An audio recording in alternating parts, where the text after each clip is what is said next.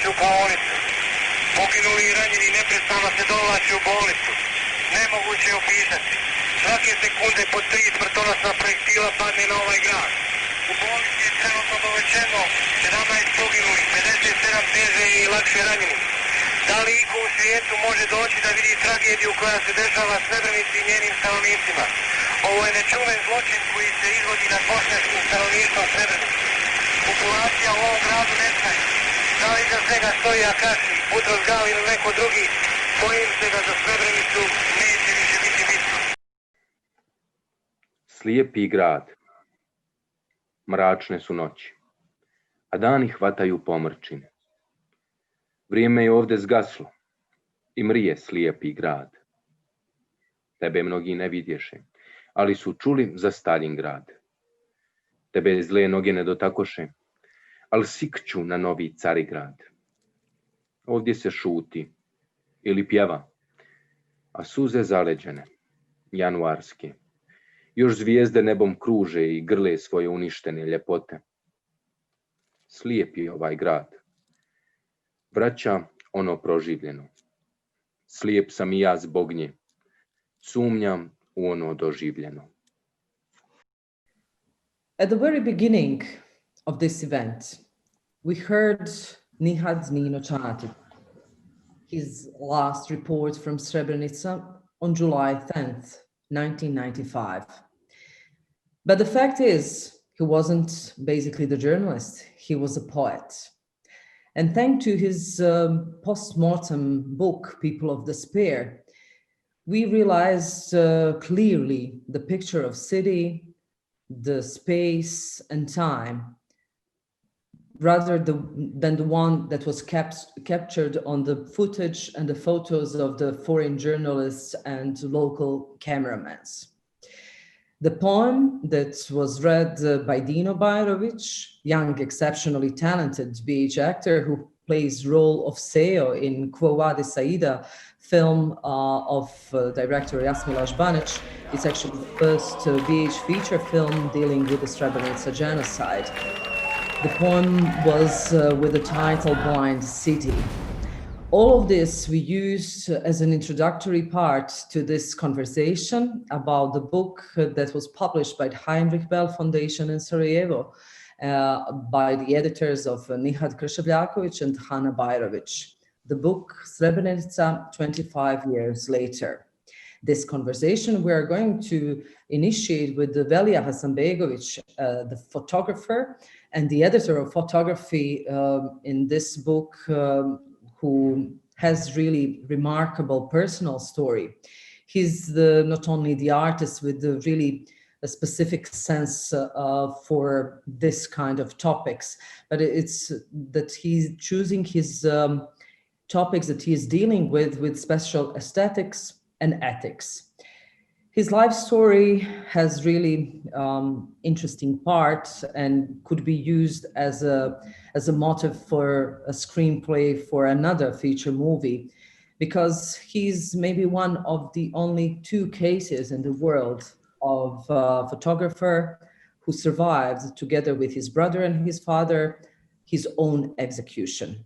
And he even managed to come back to that place and to make a serial of photography and to have his own exhibition.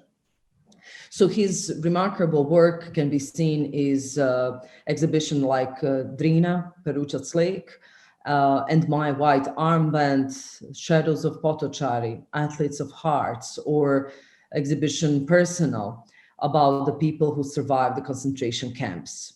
But the topic, the issue, the theme of Srebrenica, he's following since 2013 until nowadays. So it is my really pleasure to have Velija today here with us, and I would like to ask him to tell us the story, how all of these photos and the book are actually being made of, how he managed to make them. Was it like in one period of time, or he constantly came back to the site in order to make entire opus that he needed for this book? Pa fotografija, Srebrenicu aktivno sam počeo fotografisati, odlaziti dole neki 2013.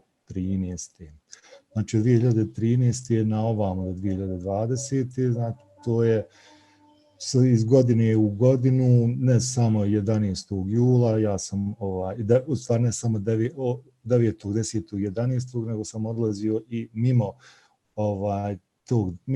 tog datuma. Pokušavao sam da nekako na svoj način zabilježim tragediju Srebrenice i to što se dole desilo, nažalost, 95. taj genocid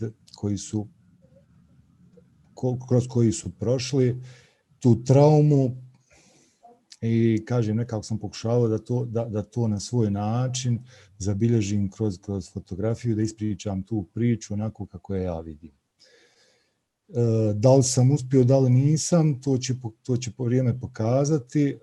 Da li sam završio tu priču, ja se nekako uvijek nadam da još ima neki stvari koji treba snimiti i nadosnimiti, jer jednostavno je Srebrenica i sav taj prostor i sve te priče ljudi koji su prošli kroz to sve i izgubili svoje najmilije, nekako nema kraja tim pričama i stalno me nekako unutar sebe tjera da odlazim dole i da ponovo na novo snimam i radim te priče. I sad kažem dokad ću i kako ću, vidjet ćemo. Vrijeme će pokazati svoje. Ali eto, to je sad u sklopu ove knjige smo napravili neki odabir fotografija kroz taj period da se prikaže nekako kroz tih 7-8 godina šta se to desilo i promijenilo unutar tog prostora i kako to danas izgleda. Can you just maybe briefly add, because this is the topic that is active for 25 years, and is there any differences between photos that not only you, but the other photographers that are making like nowadays and in comparison to the ones that are made, for example, like a decade ago? Postoji razlika u potočarima, nažalost u mezarju gdje se iz godine u godine imaju sve veći broj nišana. To je najveća razlika i tu se najviše vidi. I nažalost majke koje umiru iz godine u godinu, a ne ostane ispričana njihova priča i niti zabilježena. To je nekako, ja osjećam tu odgovornost da zašto nisam tu svaku priču zabilježio i ostavio, arhivirao za buduće generacije. Thank you. Hvala vama. Krajolik. Hodamo tužni i zaljubljeni, ruku pod ruku i bez stida. U mislima nam daleki krajevi, a oko nas palež i goli gajevi. Umorni od rata mi smo maštali, moju barku pored žala i o kućici. Zorom ranom su se kupali bijeli labudovi u morskoj vrućici. Stao sam umornih nogu, kao da sam nešto važno dozivo. Više nas mjesec je snivo, nešto drugo što se zbilo. Krvavi dani moje stihove zovu, kao posljednji čin prljavog pozorišta. Mi smo i dalje čutke, bez glasa gledali snove naše i maštanju se predali. So we will continue our conversation about the book Srebrenica 25 years later with Marion Kraske, director of Heinrich-Böll Foundation in Sarajevo, and Nihat Krševljaković, the editor of the book, but still also director of International Theatre Festival, MES. Ms. Kraske, in the introductory part, you mentioned really interesting point. Tell us a little bit more about the shifting the genocide remembrance in focus of European culture of remembering. So it's not only a Bosnian Herzegovinian thing, as you mentioned it, but it should be perceived as a European thing. Tell us something more about it. Yeah, thank you so much for the invitation. Yeah, it's correct. I think the European culture of remembrance so far is totally focused on the Second World War. It's totally lacking a reflection of the developments in the 90s here in the Balkan region. And basically, I'm convinced that we really have to change the perception. The genocide of Srebrenica is European history, not only so-called Balkan history. It's about all of us. It's about an attack on civilization. So we have really to change this perception and to bring also these lessons learned Srebrenica into European schools, from Hamburg to Budapest to Brussels, so that students would be able to learn where blind nationalism and hate leads to. So definitely we need also a restart in the European culture of remembrance. We are Srebrenica. That should be our message for the future. Thank you. Mr. Krševaković, you're a historian, not only the editor of the book. So the matter of remembrance and the culture of remembrance is one of your focus points of your interest for past more than 2 decades. What is your opinion, and maybe even after the interview with Mr. Suljegić, who is director of Memorial Center Potočari Srebrenica, what we in Bosnia and Herzegovina actually kept? Is our culture of remembrance and our relation toward this defined by the funding that we managed to dedicate to this issue? First of all, I agree that all of us should treat Srebrenica as something that can help, not only us in Bosnia or not only us in the region, but all around Europe. I strongly believe that all these things which happened in the 90s are something which basically that this lack of reaction during the 90s is the reason why even we have today all this mess around the world. The problem is that of course the main problem is that people who committed that just they are partly punished, but still we have huge problem of denial. And I think that for that reason, as that denial of the genocide in Srebrenica is so strong, that all of us have responsibility to work on that and to do everything which is possible, to remember that. In all this work that you mentioned, in my case, in those last 2 decades, I learned something which I consider very important, and it's the fact. It sounds maybe weird, but I really don't think that memory or remembering is matter if it doesn't make us better people. So I think that it's extremely important that all these things we do about remembering Srebrenica is something which is not just pure memorizing the things, but also something which can improve us personally and which can improve us as a society. Unfortunately, these things that we have, this situation that we have today in Bosnia is not so promising, and I believe that I really believe that people here do a lot of things. You mentioned Emir Suljegić and Memorial Center in Potočari. I really believe that they did a lot of things, and that they are not just collecting the materials, archiving the people who survived, but also trying to put that in the public space. But still, I think that there is a lot of things, to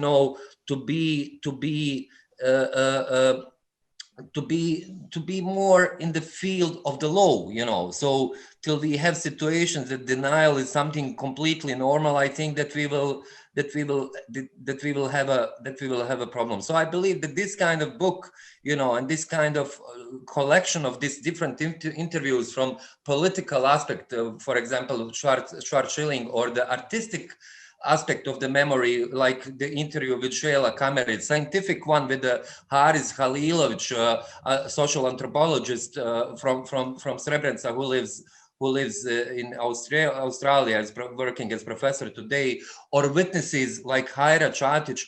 All those things are helping us to understand, why the Srebrenica genocide is important, not only for us in Bosnia, but for all Europe, because it's if it becomes the European issue, it's the only way how we can all together learn from this experience. You already posed some questions and issues I would like to continue the conversation with. Ms. Kraske, the beginning of the book, the opening of the book is the interview, your interview with the former High Representative, Mr. Christian Schwarz-Schilling. And he said long ago, but also in that interview, to deny genocide is uncivilized act.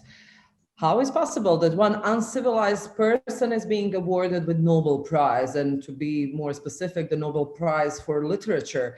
And from the Heinrich-Böll Foundation point of view, what does it mean for the foundation to bear the name of its establisher, who also has been awarded with the same prize?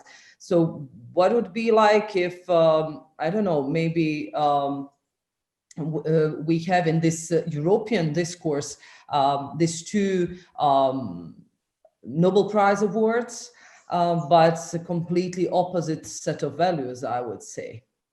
Yeah, right. Clearly, we have to state from our point of view, from the point of view of the Heinrich-Böll Foundation, we have to state that the Nobel Prize for Peter Handke was an international scandal and still is. The denial of the genocide was transferred to an international level by the Nobel Committee, by an organization that was supposed to be serious, that had really an excellent reputation. I think this is really history. With this award, we can say that this reputation is discredited. Evidently, the committee members were also victims of the Serbian-led fake news and propaganda machinery. We are witnessing this on a daily basis in Bosnia and Herzegovina. And we have to be really clear on that. It's not acceptable, and it's shameful that a writer who is part of this fake news and propaganda machinery gets awarded.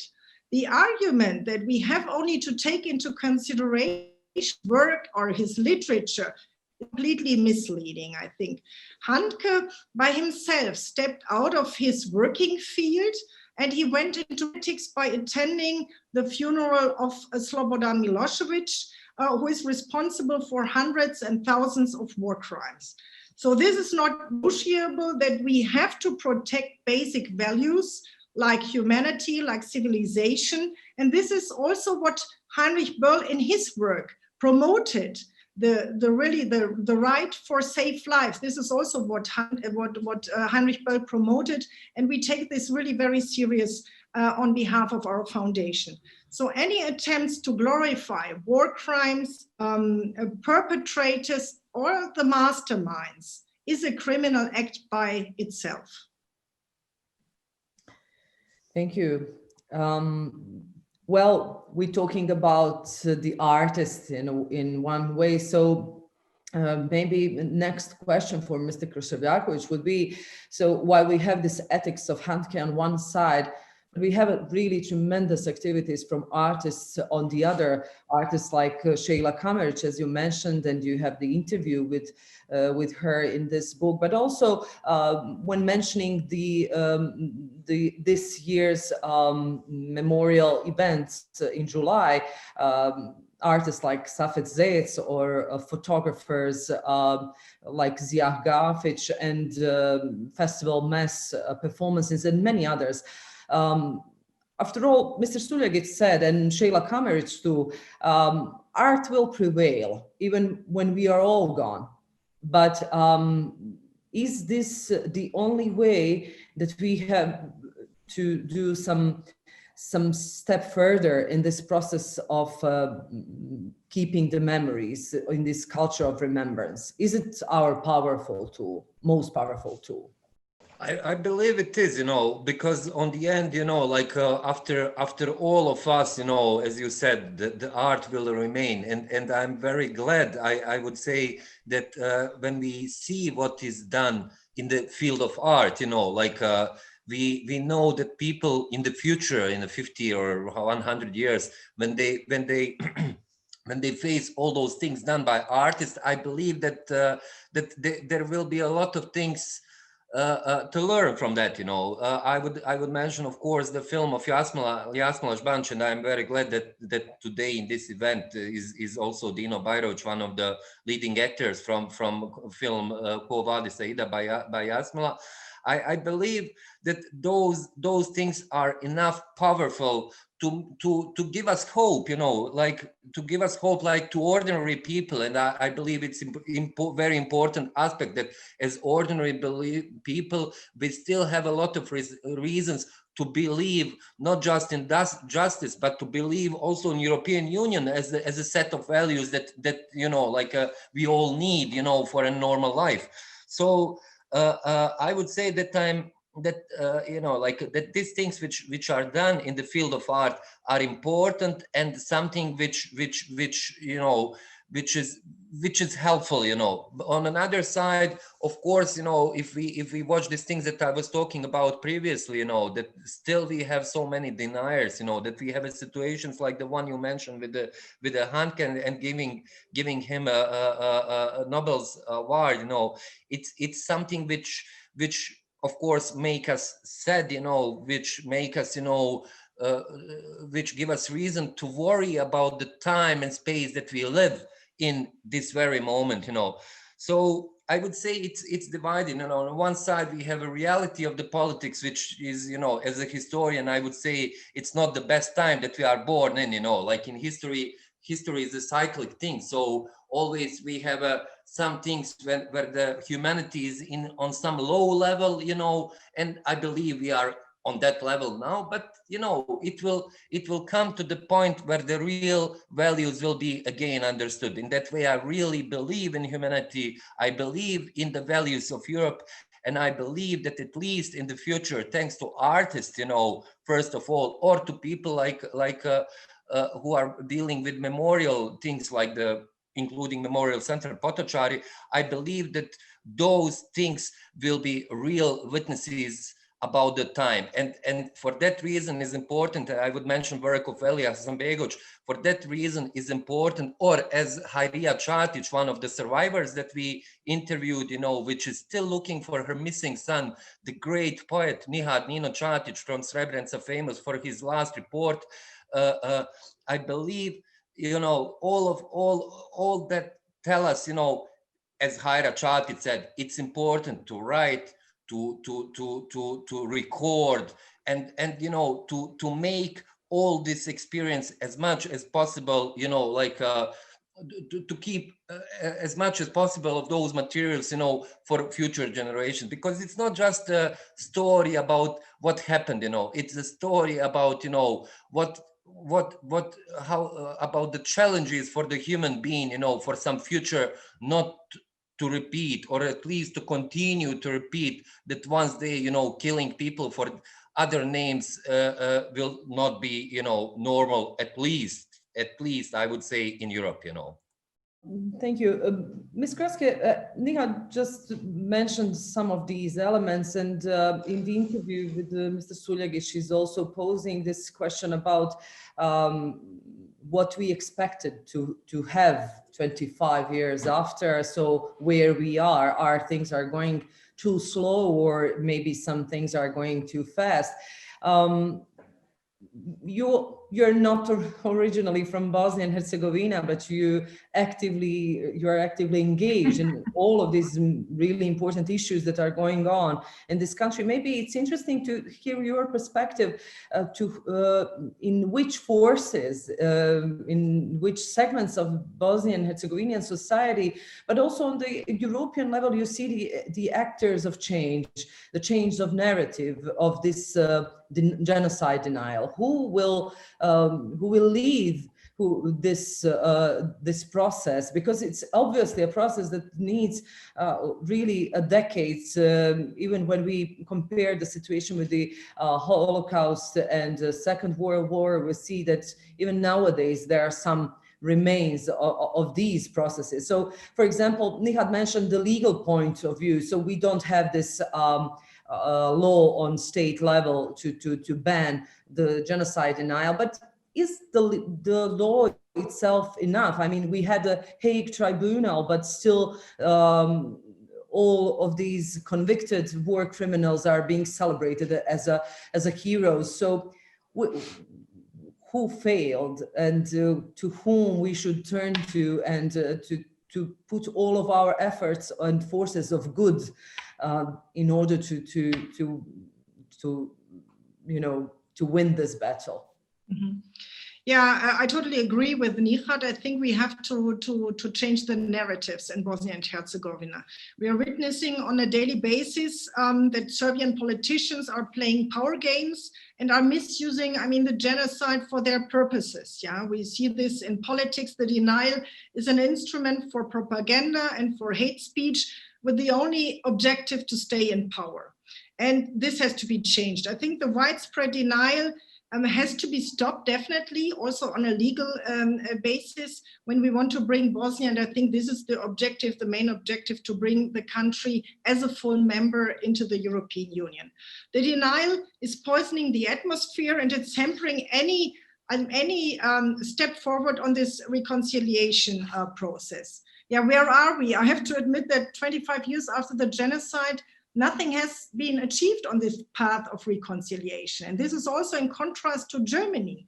Actually, we were also forced after the Second World War to proceed and to organize any kind of reconciliation. That's the reason why we also have this law against the Holocaust. By the way, it's also existing in Austria and in Belgium. So there is an urgent need to change the entirely political discourse, the climate, and the political mindset in Bosnia and Herzegovina. And therefore, I strongly support the idea of a law against the denial of the genocide, since I don't see any political will, to proceed in the into the right direction. And these laws are really, in fact, they are strong tools to protect the victims, but also to civilize the hate speakers. So this leads in a society to a clear guidance. Yeah, what is allowed and where is the red line in a society, in the political discourse. And I think the red line is totally clear. The denial of the most brutal and inhuman crimes has to be forbidden. If we as a society don't say stop to those rhetorics, we pave the path for new intimidations, for new conflicts, and we really prepare the ground for new crimes. I think this is basic understanding of anything what has to do with the denial of the genocide, of the Holocaust. Yeah, you are paving the path for new conflicts and crimes, and that's the reason why I really think it's time for a law. And the OHR, Mr. Insco, already is working on that, but we need also to organize the political will of the international community. Thank you. Couldn't agree more. Maybe at the end, Mr. Kršeljaković, you mentioned Hajrija Čatić, he's the mother of Nihad. She was kind of pessimistic in your interview. She's especially not satisfied with the activity, with the engagement of youth. And she also thinks that without truth, we cannot talk about reconciliation. People have to talk about what happened, and this truth has to be foundation for this reconciliation process. What is your opinion, how to leave all of this work, even the work of Memorial Center, the work of all of these artists, your work and the module of memory, all of our work, because all of this has to be continued after us. Who will approach to these new generations that are lacking the interest, lacking the attention span? They're more prone to some other issues. How to engage them and attract them to make them part of this process. Even I must say that I fully understand Hajrija Čatić, and from her situation, I'm definitely sure that all of us would have same opinion as she has, you know, like just the fact that 25 years she's still looking, searching for the bones of her son is something, you know, which gives you totally different perspective of life, of the planet that we live in and everything. But on another side, and I think that Emir Suljagić would agree with that, Velija Hasanbegović agrees with that. I think I'm much more optimistic, you know, and I really think, you know, that you know, like I believe that those things are much better than sometimes frustrated by all the situations we think, you know. So I will just repeat, you know, that memory and leaving that memory to young generation is extremely important, but even more important is the way how we will remember those things, and the way how we should remember those things, as also Hajra Čatić mentioned, is not to create any new hatred, not to create any new conflict, but to create the memory that will help all of us to be better people. Thank you. Thank you. Thank you. Domovina na kraju svjetova. Polja smrti po okolištima, zgarišta, krv i snijeg po ulicama, rastjerane ptice po šumama. I domovina na kraju svjetova. Ukus baruta u ustima, miris truleži u nozdrvama, prasak topova u noćima i domovina u raskolu moćnika. Tvoj glas u ušima, tvoj dodir u snovima, moj život u mislima i domovina u treptaju sa suzama. Surova zima pred vratima, prazni su stolovi u kuhinjama, bljesak raketa na granicama i domovina u srcu ratnika. Sloboda je ovdje relativna. Ubijaju nas godinama, promrzli prsti na obaračima i domovina u duši branilaca. Radislav Krstić became the first person to be convicted of genocide at the ICTY and is sentenced to 46 years imprisonment. On August 2001, Trial Chamber 1 of the International Criminal Tribunal for the former Yugoslavia, composed of judges Rodriguez, Riyad and Val, rendered its judgment in the prosecutor versus Radislav Krstić. The trial chamber stated that it was convinced beyond any reasonable doubt that the crime of genocide was committed in Srebrenica and that General Radislav Krstić is guilty of genocide.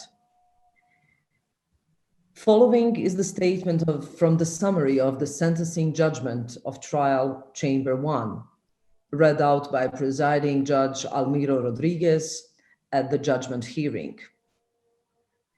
At issue is not only the commission of murders for political, racial, or religious reasons, which already constitutes a crime of persecution.